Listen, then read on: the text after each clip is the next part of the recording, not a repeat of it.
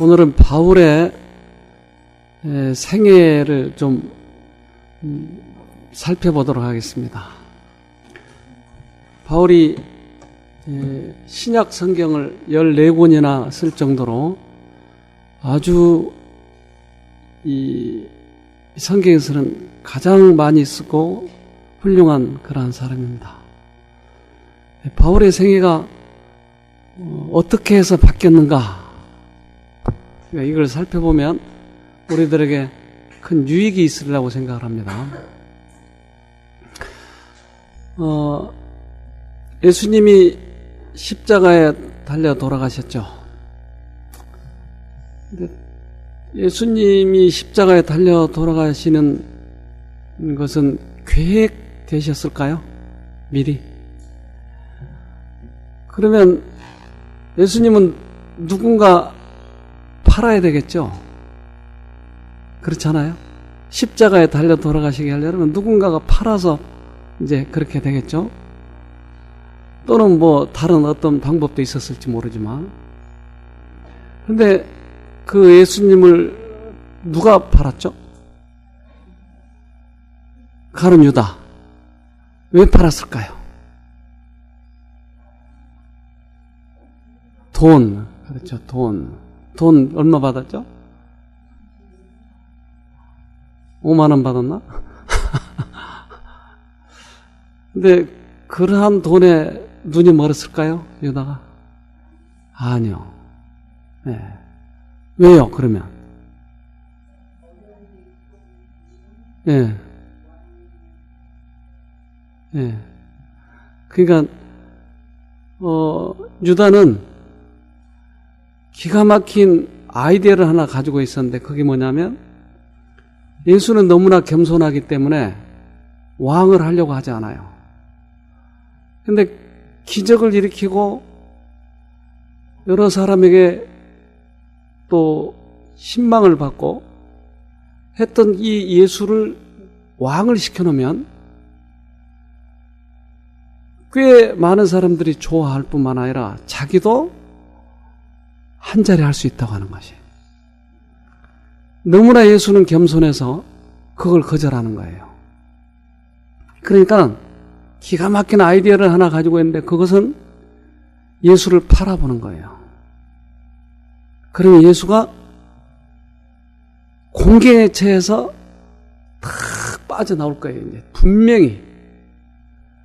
그리고 왕권을 세울 거예요. 그때 누가 이런 기가 막힌 아이디어를 냈냐? 저요. 그러면 너 이제 국무총리 해라.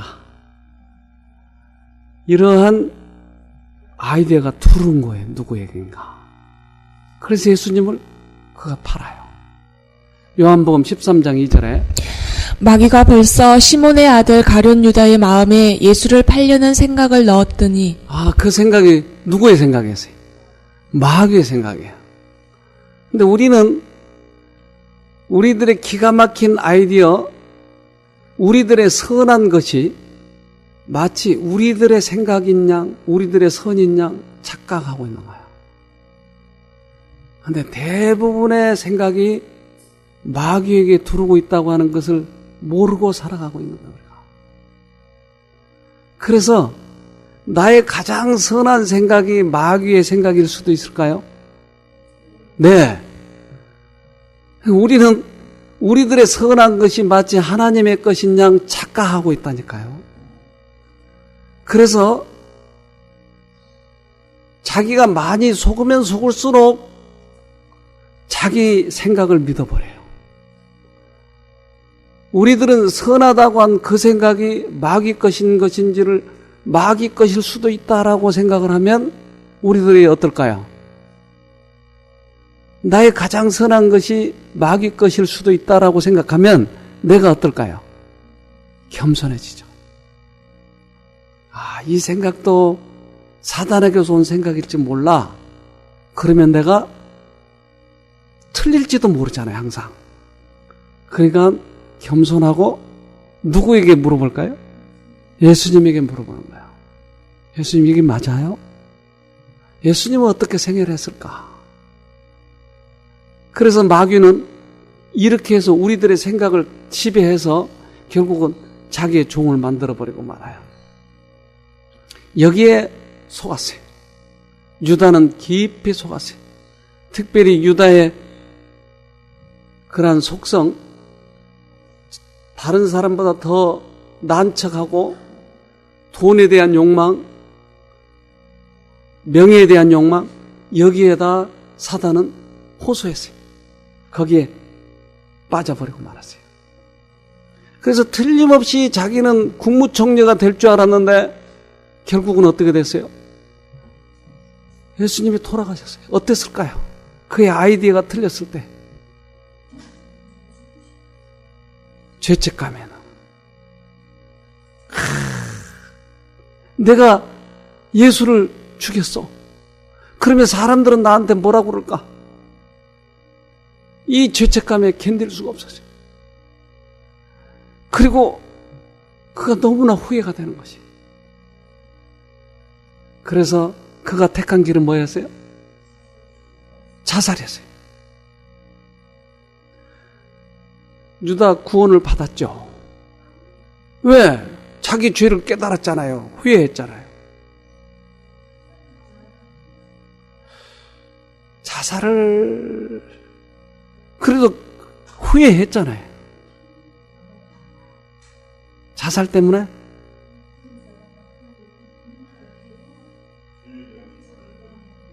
네. 그래요. 그러니까 우리가 벌에 대한 두려움 때문에 그는 죽었어요. 그러니까 회개와 후회는 다르네요. 우리는 대부분 어떠한 벌에 대한 것, 앞으로 올 것 때문에 두려워서 마음을 바꾸는 것은 이건 회개가 아니다 이 말이에요. 유다는 구원이 없어요. 그러나 그저께 제가 베드로에 대해서 소개했죠. 베드로는 회개를 했어요. 그는 두려움 때문이 아니고 예수님의 사랑에 감동에 대해서 회개를 했어요. 그래서 후회와 회개는 전혀 다른 것입니다. 그가 십자가에 달려 돌아가셨어요. 십자가는 우리들에게 주는 최고의 사랑의 표현이고 그러한 사랑이 얼마만큼인가를 우리가 알 수가 있어요. 예수님은 죄를 몇 개 졌죠? 하나도 안 졌어요. 근데 돌아가셨잖아요. 사람들이 그를 매로 때렸잖아요. 회초리로 때리고 가시면류관을 씌웠잖아요. 그래서 그 예수님이 그 십자가에 달려 돌아가실 때 어땠을까요? 자기가 만든 피조물들이 자기를 못을 박을 때 어땠을까요? 분하고 견딜 수 없고 그렇지 않겠어요? 그러나 예수님이 마지막 돌아가실 때 누가복음 23장 34절에 이에 예수께서 가라사대 아버지여 저희를 사하여 주옵소서 자기의 하는 것을 알지 못함이니이다 하시더라. 저희가 그의 옷을 나눠 제비 뽑을세. 예수께서 그들을 용서하셨나요? 왜요?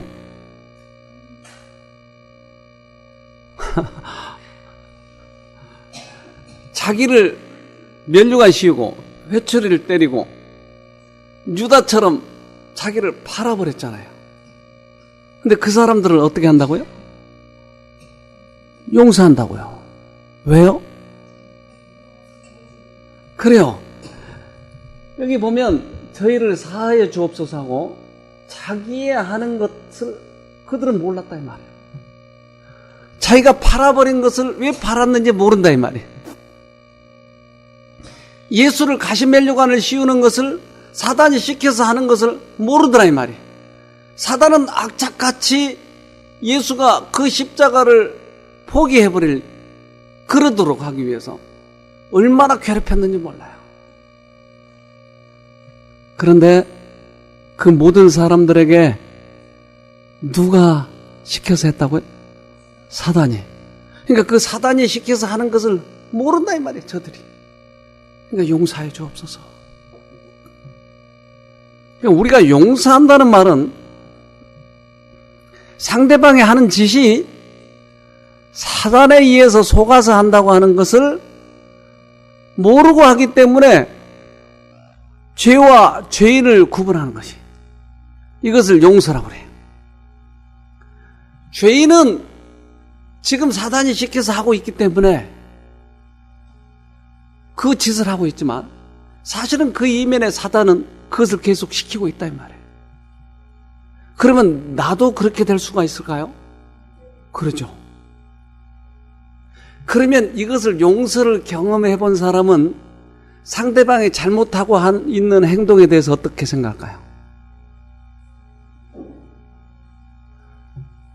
남편이 나를 괴롭히고 힘들게 하는 거예요. 그러면 남편을 볼 때 우리가 어떤 생각이 들까요? 죽일 놈이라고 생각이 되겠죠. 남편이 어떻게 생각이 되죠? 사단이 시켜서 하고 있기 때문에 불쌍히 보이지 않겠어요? 여러분, 남편이 불쌍히 보이죠? 예, 어유 많이 성화되셨네, 지금. 죽일 놈, 미운 놈 안 그랬어요? 네. 그러니까 이제까지 상대방이 나를 괴롭힌 그 행동이 사단이 시켜서 했다고 하는 것을 깨달으면 그가 용서가 된다 이 말이에요. 용서. 사단에게 또 속아서 저러구나. 이걸 용서라고 하더라. 자, 그런데 이스라엘 사람이, 집사가 최초로 순교한 사람이 있죠. 스데반. 근데 스데반이 돌로 맞아 죽었어요. 왜요? 돌로 맞아 죽을 만한 짓을 했나요? 스데반이 왜 죽었죠? 예수님을 증거하는 것 때문에. 그래서 돌로 맞아 죽어요. 근데 마지막 돌로 맞아 죽을 때 스데반이 하는 말이 있어요. 사도행전 7장 59절에 저희가 돌로 스데반을 치니 스데반이 부르짖어 가로되 주 예수여 내 영혼을 받으시옵소서 하고 무릎을 꿇고 크게 불러 가로되 주여 이 죄를 저들에게 돌리지 마옵소서, 이 말을 하고 자니라. 왜 이 말을 했죠? 스데반이 죽잖아요. 지금 돌로 맞아 죽잖아요. 근데 죽으면서 뭐라고 그래요?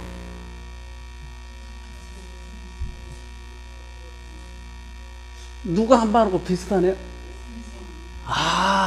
용서를 하네요. 그러니까 우리가 예수를 경험하면, 예수님이 우리 죄를 용서하신 것을 내가 받아들이면 우리들의 생애 속에서도 나타나는 게 뭐예요? 용서예요. 스데반이 이 말을 하고 자는 거예요. 이럴 때 그 옷을, 그 돌을 놓쳐 주길, 여러분, 겉옷을 입으면 거치장스러우니까 옷을 누구에게 맡기는, 너 이거 맡고 있어, 나 저놈 죽여야 되겠어. 근데 그것을 선동한 사람이 누구였어요? 사울이었어요. 사울이 이것을 유심히 보고 있었어요. 사울이 좀 충격을 받았을까요? 스데반은 죽어가면서도 하늘의 문을 열고 비춰주는 그 빛을 보았어요.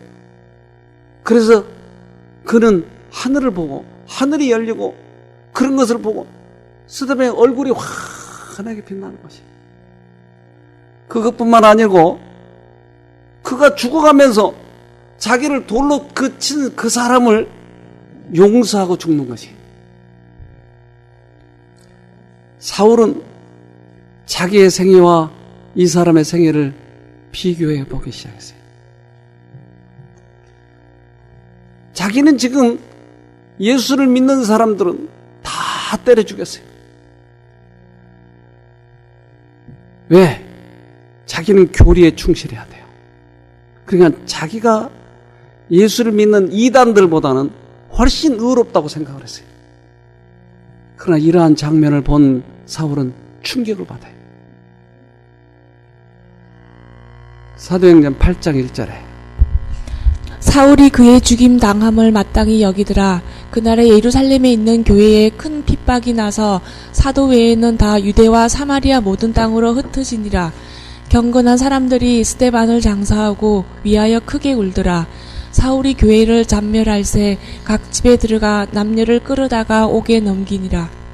사울은 비록 그러한 양심의 소리를 듣고 현장을 목격했지만 그러나 충실하기 위해서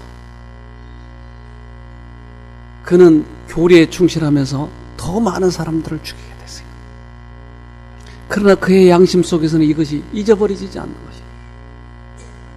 이건 분명히 다른데 내가 믿는 그 종교와 그 스데반이 마지막 죽을 때의 그런 용서의 장면은 너무나 대비가 되는 것이 고민이 된 것이.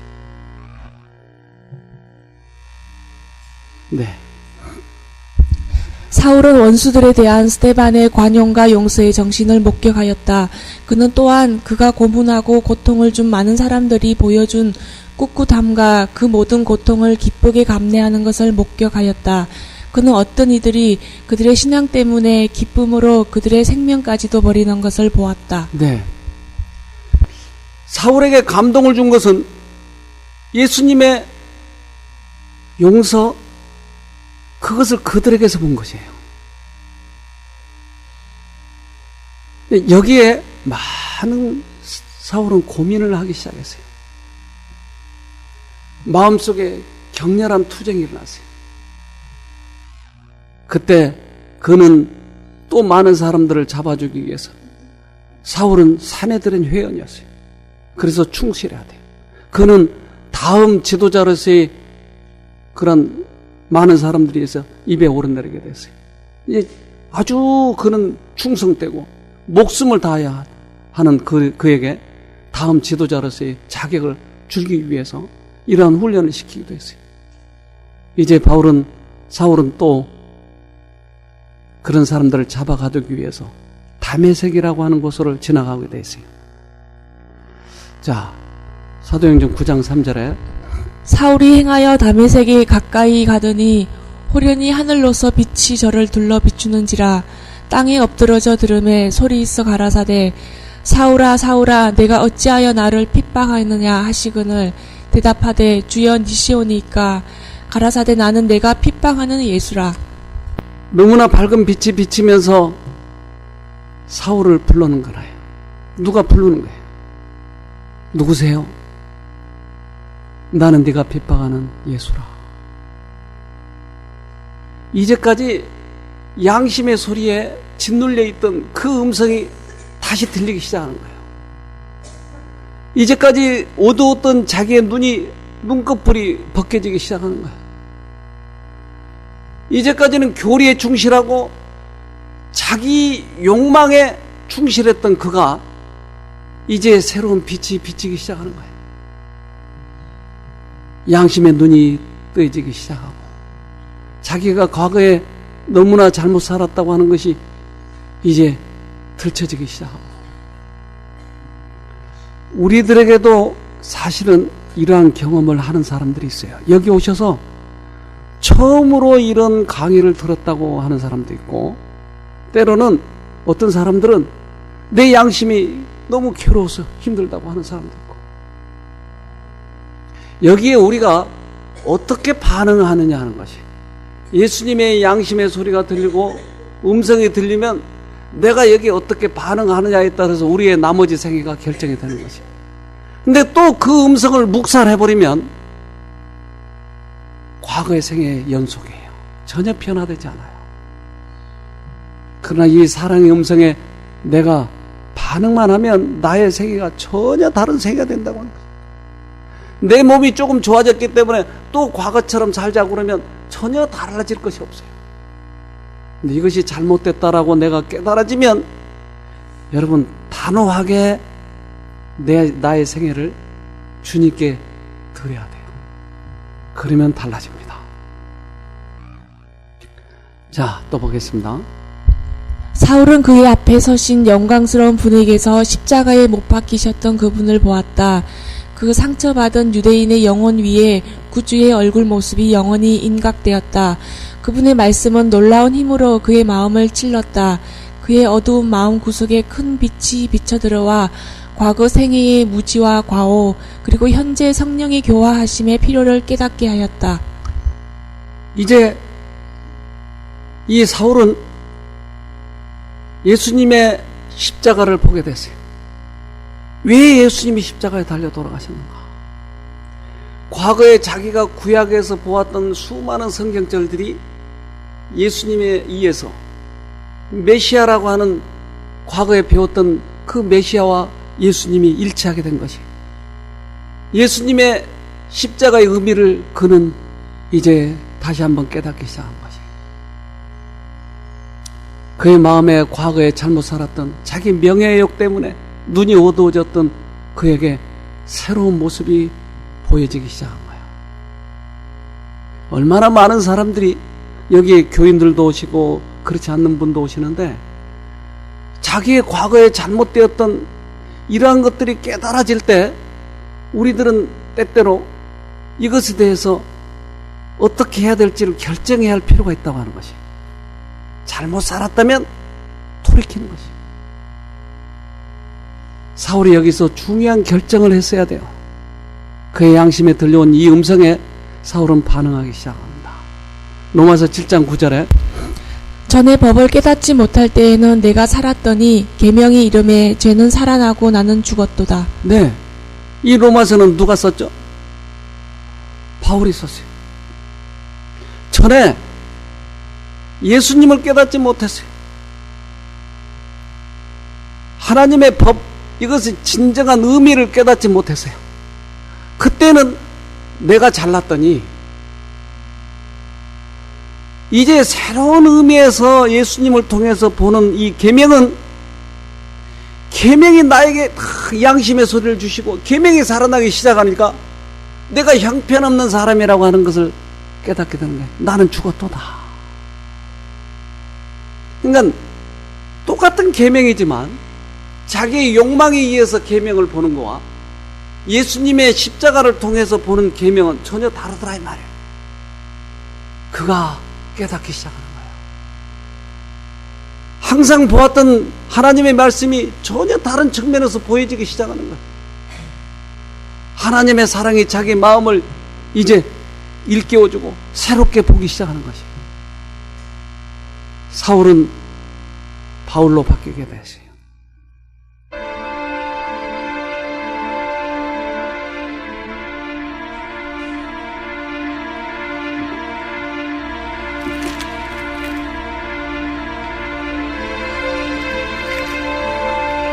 한 달간의 흑야가 끝나고 겨울이 막 절정을 넘길 무렵이었습니다.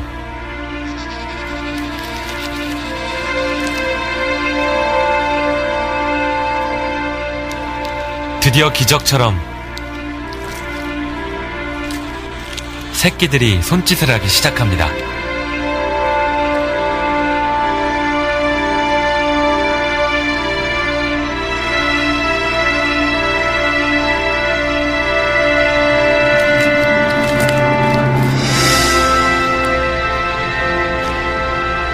아빠는 더욱 긴장합니다.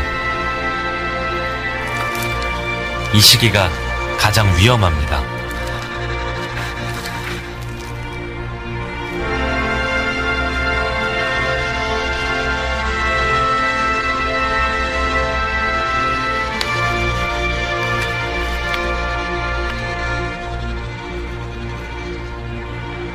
갓 태어난 새끼는 털이 없는 맨몸에 온도 조절 능력이 없어서 남극의 차가운 공기에 노출되면 몸이 몇 분 내에 얼어버립니다.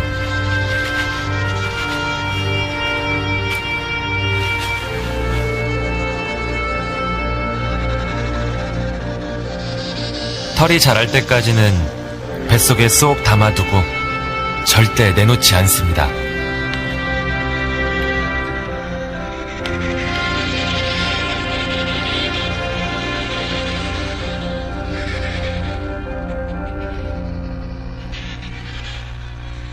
아기가 태어나면 부러움도 한 몸에 받습니다.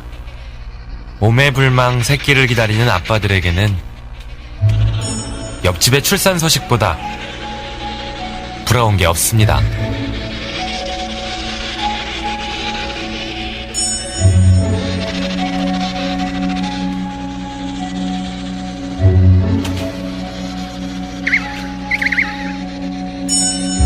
이제 아빠는 새끼를 먹여야 합니다.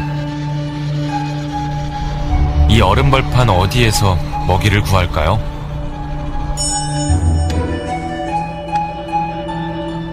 놀랍게도 아빠 펭귄의 몸 안에는 새끼를 먹일 양식이 들어있습니다. 펭귄 밀크입니다. 위벽에 음식을 소화시키지 않고 저장했다가 새끼의 양식으로 쓰는데요.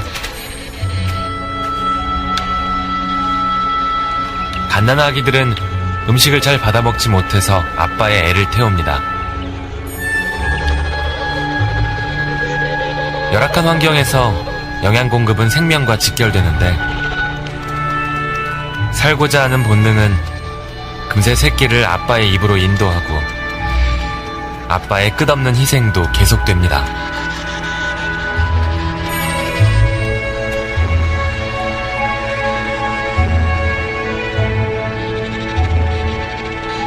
꾸룩꾸룩 어깨와 몸을 들썩이는 것이 윗속의 먹이를 토해내는 동작. 말 그대로 아빠는 모든 걸 토해내서 남김없이 새끼를 위해 바칩니다.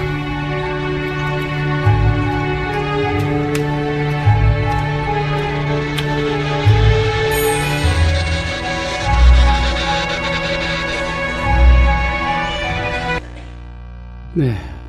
4개월 동안 아무것도 먹지 못하는데 저걸 남겨놓았다가 새끼를 먹이는 거예요. 자기는 굶어 죽거든요, 잘못하면. 그런데 굶어 죽을 정도 됐는데도 새끼를 저렇게 먹이는 거예요. 얼마나 새끼를 사랑하는지. 이 사랑이 어디서 왔을까요? 하나님의 사랑이죠. 네. 한번 읽어보겠습니다. 그러나 바울에게는 십자가가 최고의 흥미를 가진 주제였다. 십자가에 못 박힌 나사렛 사람을 따르던 자들을 박해든 생애에서 돌아선 이래 그는 십자가를 영화롭게 하기를 결코 그치지 아니하였다. 그때 그는 그리스도의 죽음을 통하여 나타난 하나님의 무한한 사랑에 대하여 계시를 받았으며 그의 생애에 놀라운 변화가 일어나 그의 모든 계획과 목적이 하늘과 조화되었다.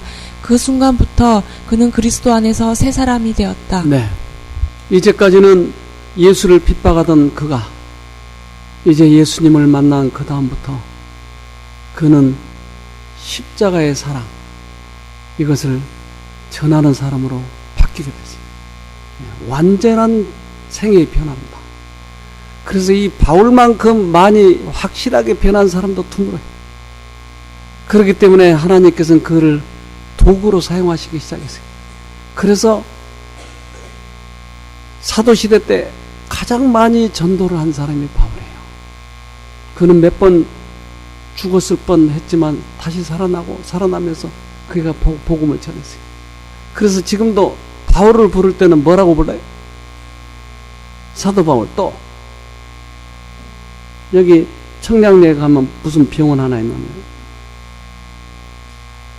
성바오로 병원. 성바오라고 해서. 성인.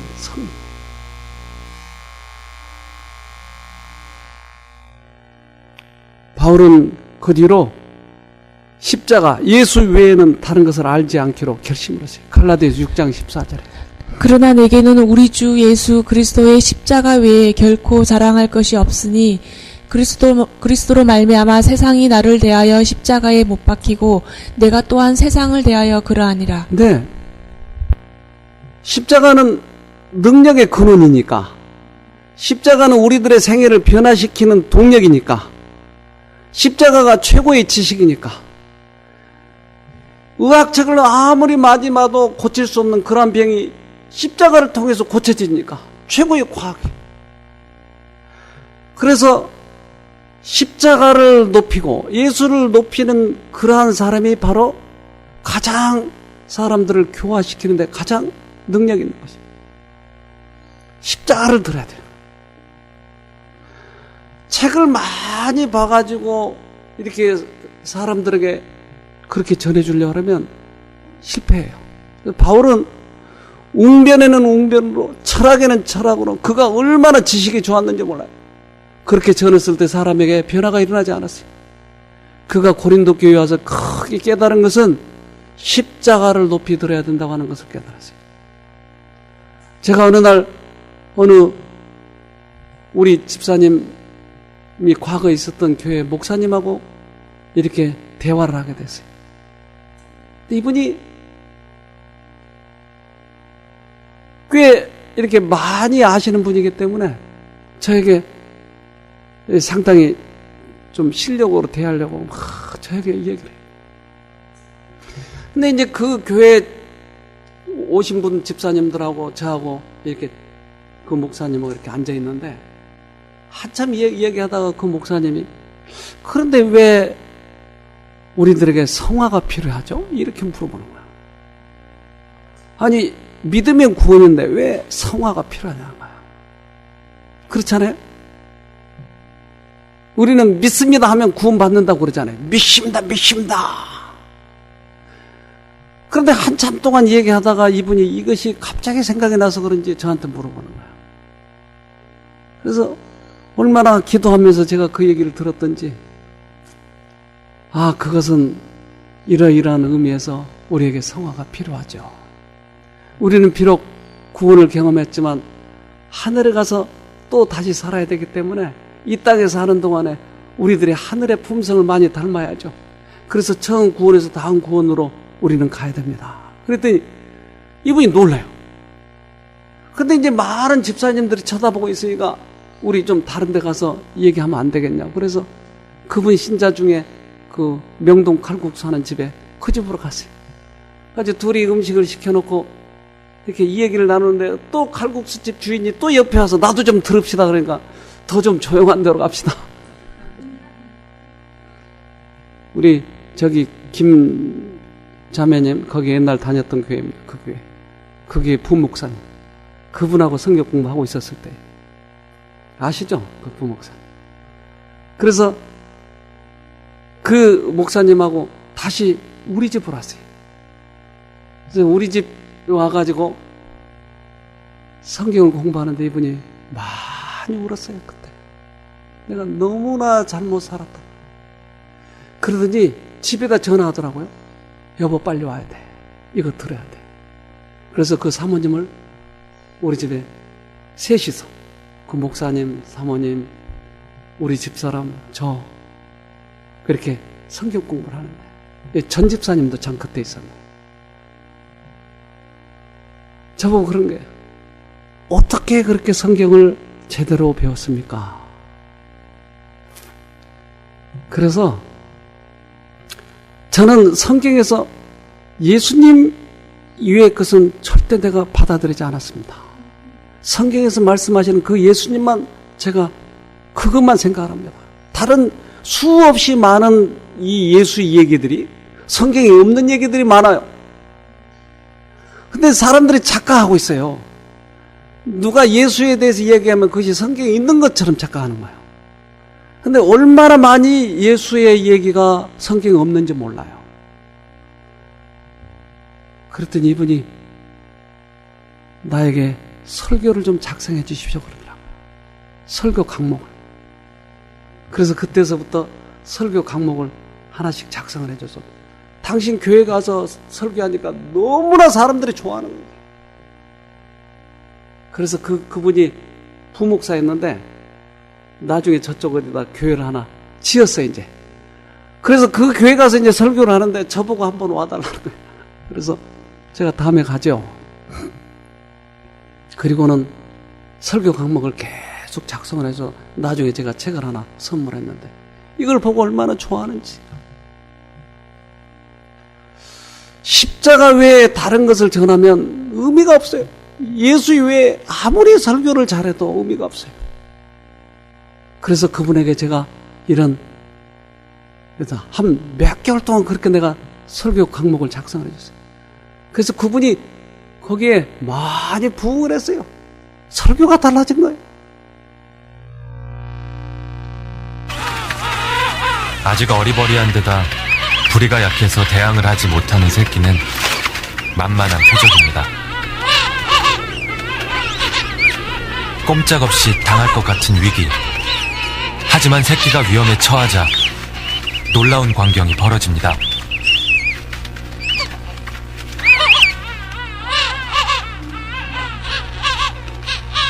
오른쪽 어미예요. 엄마일까 아빠일까. 새끼를 지키던 어른 펭귄이 구하러 온 겁니다.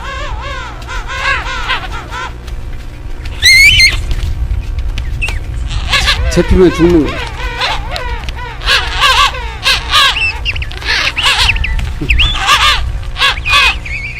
새끼를 구한 후엔 마치 나무라는 듯합니다.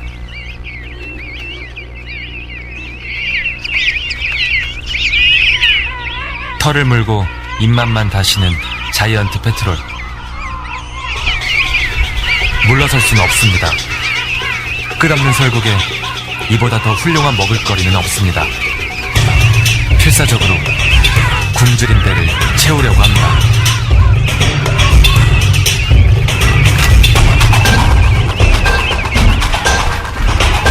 새끼의 비명에 어김없이 달려오는 부모들.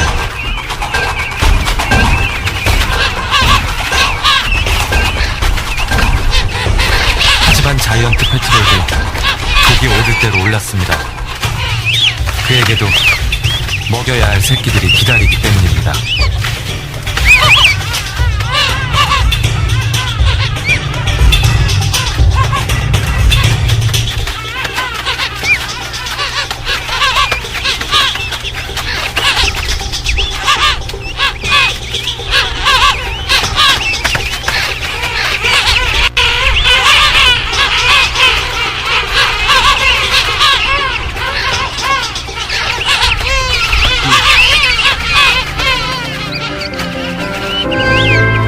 배고픈 자이언트 페트롤과 새끼를 위해 결사적인 부모들. 어른 위의 생존은 처절했습니다.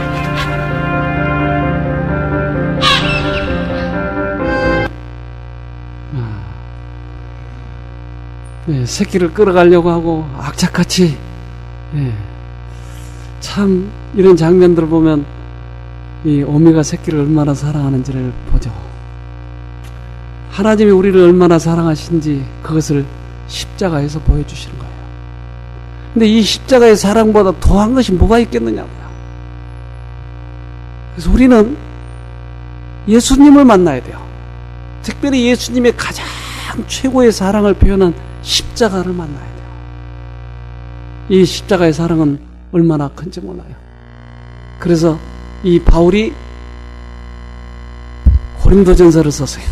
특별히 13장 1절에 내가 사람의 방언과 천사의 말을 할지라도 사랑이 없으면 소리나는 구리와 울리는 꽹과리가 되고 내가 예언하는 능이 있어 모든 비밀과 모든 지식을 알고 또 산을 옮길 만한 모든 믿음이 있을지라도 사랑이 없으면 내가 아무것도 아니요 내가 내게 있는 모든 것으로 구제하고 또 내 몸을 불사르게 내어줄지라도 사랑이 없으면 내게 아무 유익이 없느니라. 네.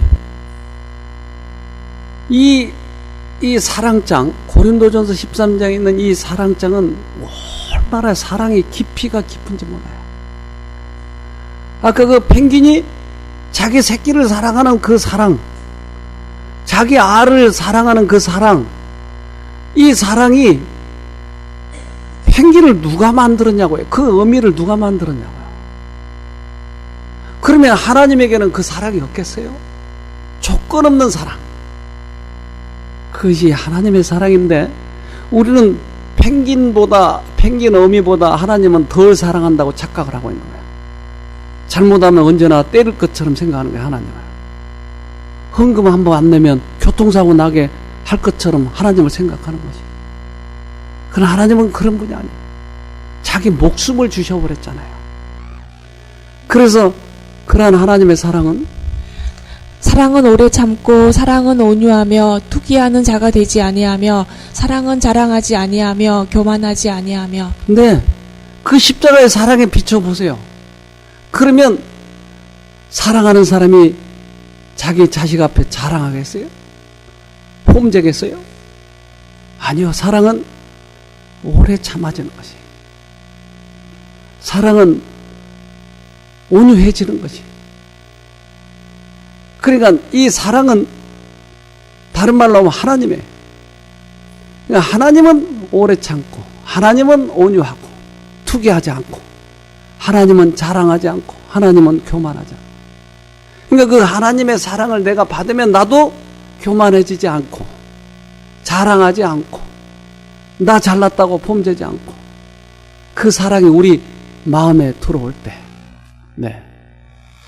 그 다음에 5절에 무례히 행치 아니하며 자기의 유익을 굳지 아니하며 성내지 아니하며 악한 것을 생각지 아니하며 불의를 기뻐하지 아니하며 진리와 함께 기뻐하고 모든 것을 참으며 모든 것을 믿으며 모든 것을 바라며 모든 것을 견디느니라.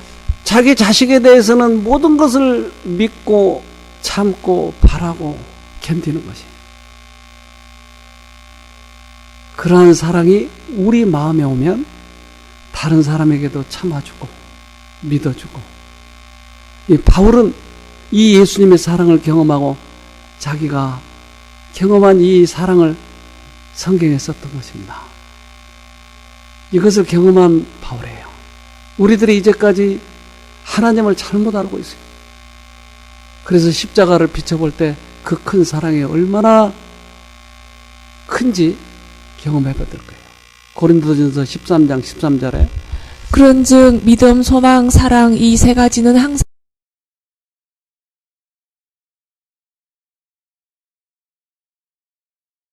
하더라도 소망이 있다 할지라도 사랑이 없으면 아무것도 아니다. 그 중에 제일은 사랑이라. 바울의 변화된 모습이었어요. 우리들이 변화되려면 하나님의 사랑을 아는 것이. 베드로도 하나님의 사랑을 보면서 변화됐어요. 요한도 하나님의 사랑을 보면서 변화됐어요. 바울 선생도 이렇게 변화됐어요. 바울은 얼마나 많은 일을 했는지 몰라요. 그가. 바울은 건전한 신앙 경험을 가졌다. 그리스도의 사랑이 그의 웅장한 주제였고 그를 사로잡은 억제할 수 없는 능력이었다. 네. 바울은 그의 생애에 얼마나 많은 경험을 한지 몰라요.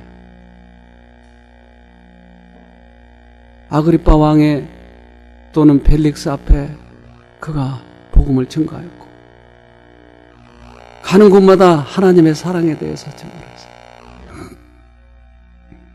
그는 쇠사슬에 매였을 때도 하나님을 증거했고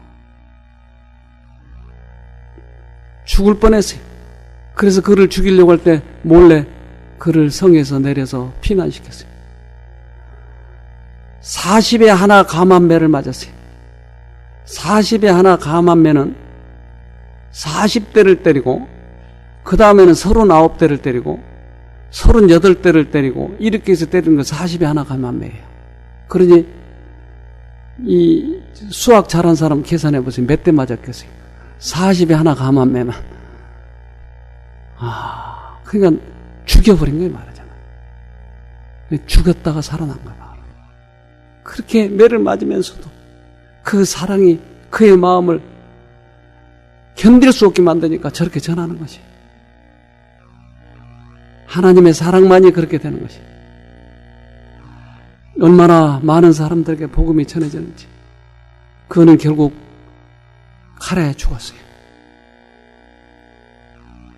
그렇지만 바울이 남긴 유언들은 성경에 우리들이 보고 있잖아요. 증거를 하고 있잖아요. 그것이 모두 다 사랑의 음성이었어요. 얼마나 많은 일을 했는지 몰라요, 바울. 그는 유식했어요. 그는 국회의원이었어요. 외국어도 여러 나라 말을 했어요. 근데 그의 지식을, 그의 재능을 하나님께 바쳤을 때 어떻게 사용된다고 하는 것을 보여주는 아주 기가 막힌 우리들의 모범이었어요. 그는 감옥에서도 편지를 썼어요. 사랑의 편지를 썼어요. 그래서 고린도에 있는 사람에게 편지를 쓰는 거 고린도 전후서, 빌립에 있는 빌립보에 사는 사람에게 쓰는 것을 빌립보서. 사랑은 마음을 가득 채울 때 다른 사람에게로 흘러가게 될 것이다. 그것은 그들로부터 받는 호의 때문이 아니라 사랑의 본질이 원래 활동하는 것이기 때문이다. 사랑은 품성을 개조하고 충동을 억제하며 적의를 제거하고 애정을 고상하게 해준다. 이 사랑은 우주와 같이 넓으며 천사들의 그것과 조화를 이룬다. 마음 가운데 사랑을 간직하면 그것은 온 생애를 즐겁게 해주고 온 누리를 그 고유의 행복으로 덮어준다. 우리로 세상의 소금이 되게 할 수 있는 것은 이 사랑, 바로 이 사랑뿐이다. 네. 바울을 이렇게 바꿔주고 복음을 널리 전하게 만든 것은 바로 사랑이었다고 하는 것이에요. 네. 우리들이 스스로 무언가를 하려고, 율법을 지키려고, 우리들이 우리 생애를 고치려고 해도 안 돼요. 그러나 사랑의 원칙이 들어올 때 우리의 생애를 바꿔주는 거지. 우리도 사울이 바울이 된 것처럼 사울은 그의 생애에 예수님을 받아들이고 나서 바울이라고 하는 이름으로 바뀌었어요.